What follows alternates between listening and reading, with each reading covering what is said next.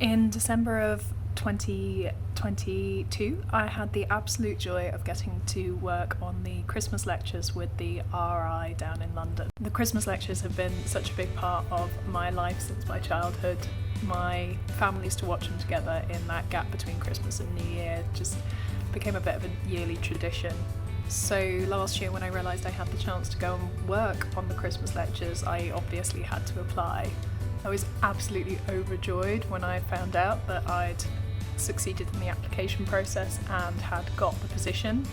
I went and told my line manager straight away, and she immediately started ringing around different people within the department, departmental technical manager, head of department, letting them know that I got it. There was so much support from within the department that obviously I should get the chance to go and do this, because it's a fantastic opportunity to get to see technicians out and about doing things and doing their job. So there were loads of different demos that went into the lectures, of course, and as part of the demo team I got to help work on a bunch of them. One of the biggest ones I worked on was the hand used in lecture 3. So I got to make the muscles, so the big red tubes, I was sewing them. There was also the weird moment when I was making the hand, when I got to meet Amelia Fox. She was brought into the demo room while we were making all of these demonstrations, props and things like that. And she was brought in to see the space and say hi, and I was just leaning over this hand over the bones with a needle and thread, sewing the muscles together so that they wouldn't come apart. It's just one of those absurd moments. It was good because I had the chance to go through the full process. We kind of were discussing what we might want to make it out of, and I knew we wanted them to stretch, and the ideal was that we'd have different layers. So the skin you could take off and you'd be able to see everything underneath, and you could take the next layer off and work your way through. And the key thing with the muscles was we wanted them to stretch and move, so I wanted to make them out of an elastic fabric so that they could lay across and you could bend and move the fingers.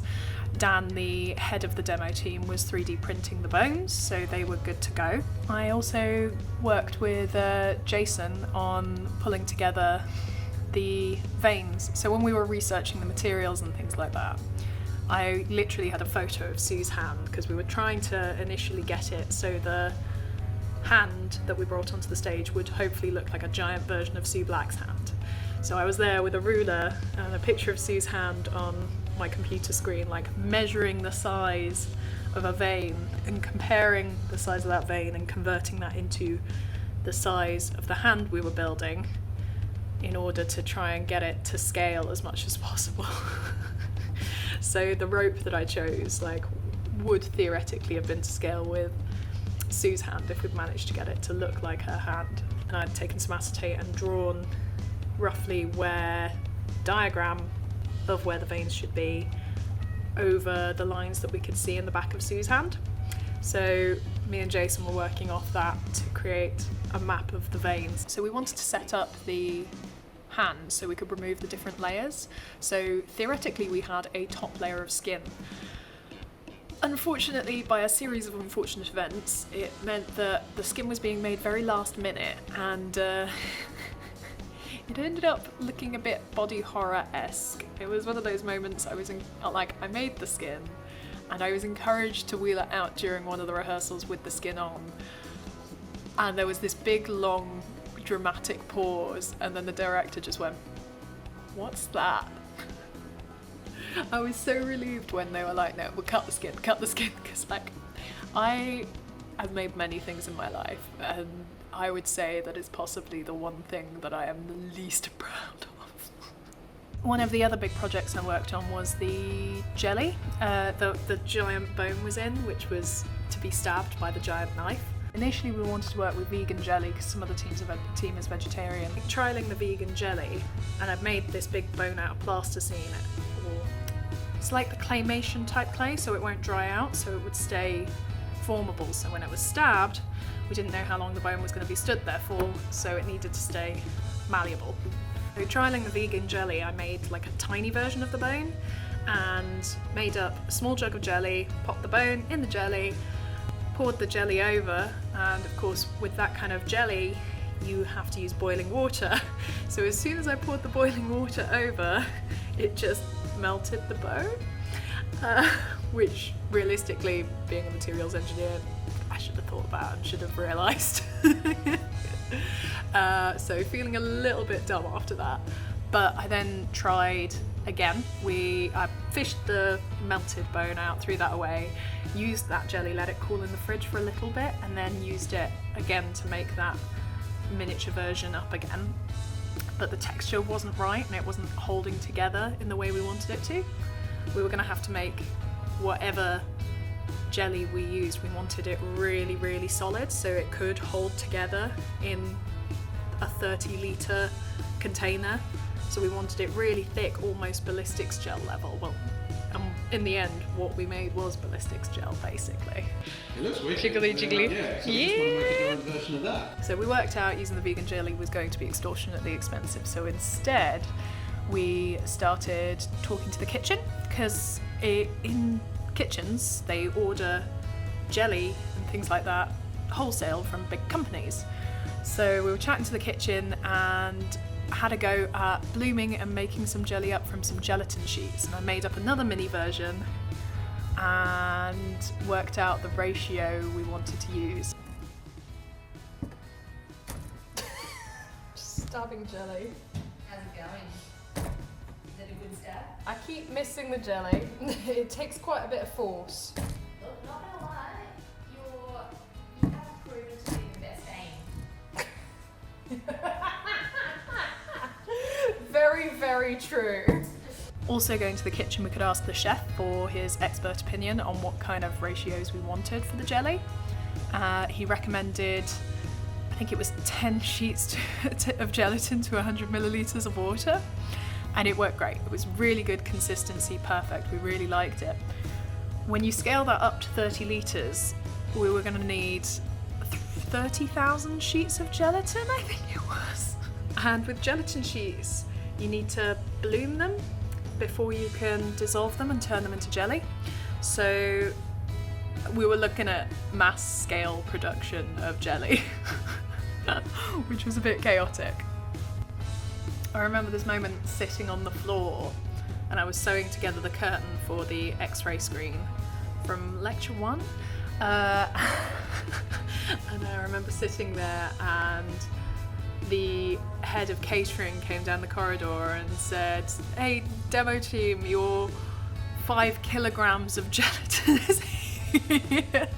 And it was just one of those moments where you're like, this is a weird and strange environment to be working in. It was such a joy. One of the demos that I got to work on and obviously got to stand next to and be seen next to in the lectures was in lecture 2, where I pulled together a map in paint just of a house, and in this house were different locations of different stamps, and I had this whole story in my head. And the idea of this demo was kind of that it would be, you could look at where the fingerprints are and that could tell you a story. So I got to also work with Isla on the luminol, which was great fun. I've played loads of detective video games and things like that in the past, so I was really enthusiastic about the chance to work with a chemical that I'd played with in video games and things like that. Of course, it was really a bit of a shock when you try using it in real life. It's a bit of a glow. Yeah, as well.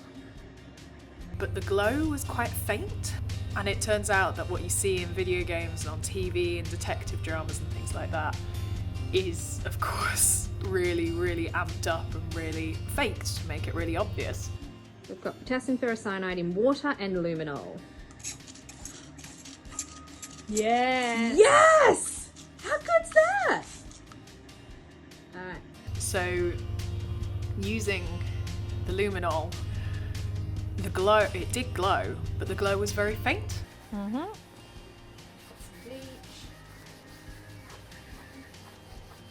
You good to do the spritzing? Okay. Lights are going off. Oh my god, yes! It looks quite good on the camera, hey? We found that our phone cameras were picking up the glow better than our eyes were.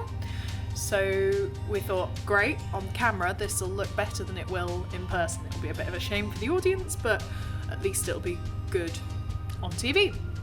When we actually chatted to the director, it turns out phone cameras are designed to pick up more light and absorb more light from the surroundings, whereas film cameras are not. So at the end we had this solution where we were filming it through a phone camera and then projecting that up onto the screen. But it was just a really weird situation.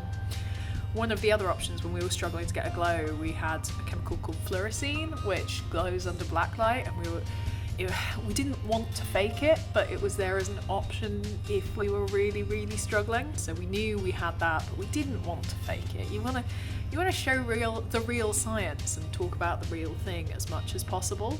In an ideal world, we wanted it to show us a fingerprint, but those TV shows and things like that, it's not how it works in the real world, unfortunately. But we wanted it as close to reality as possible so that we could actually show what it was like and not lie to the audience. One of those things, it was a really strange environment to be in, the production environment. It's so different to my usual academic department where everything just runs, you just carry on. Whereas in the production environment, we were building these things which might not even make it into the final lectures. So I spent several hours melting down these chocolate bars to make little chocolate bars shaped like the RI, so that we could compare American chocolate containing corn syrup instead of sugar, so that we could have a comparison, like get a child to try, British child to try, oh, American chocolate doesn't taste right, to me, British chocolate, full of sugar, tastes nice because they're used to British chocolate. Unfortunately, it turns out that some American brands have European alternatives which actually do contain sugar, so they didn't taste that different. So in the end, that got cut. But there was this moment where we had an emergency meeting because the chocolate didn't taste bad enough, which is such a surreal environment to be in. If I'm going to talk about the Christmas lectures, of course I have to talk about my bit in lecture 1, the teeth. So we started off, the chattering teeth were Mike's baby, and he let me take charge of those. And the initial idea was that we'd have the tray, we'd put the tray down, lift the lid off, and the teeth would go everywhere off the tray in all directions. Unfortunately, they didn't scatter quite as well as we'd hoped, and the tray had like a lip, so that was keeping them on the tray as well. So we toyed with some different things. Firstly, put some foam inside the lid to keep it compressed down while the lid was on, so they weren't going to chatter away.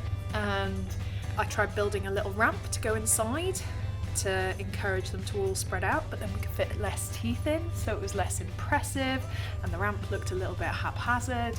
In the end, it was the director who was like, just throw them at the camera, and it worked really, really well, and we were really pleased with that in the end. It was so much fun during rehearsals on the day. By the time it came to filming, we'd done it 2 times, maybe 3 during the day. So I'd done it with Sue, and each time I'd toss the tray and she'd go, really? And it was very silly, good fun. Then I think it was at the end of the first rehearsal, April suggested that I could get some fake teeth, not tell Sue. I threw the teeth.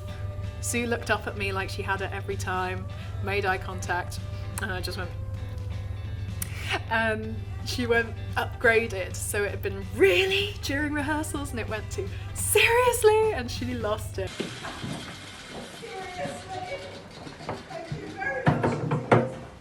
And it was, the director was aware, and there's like these lingering shots of me trying to tidy up the teeth where I think they're trying to show that I'm wearing the rainbow teeth. But I didn't really know at what stage they were going to catch it. So it's just these slightly awkward shots of me just tidying up teeth.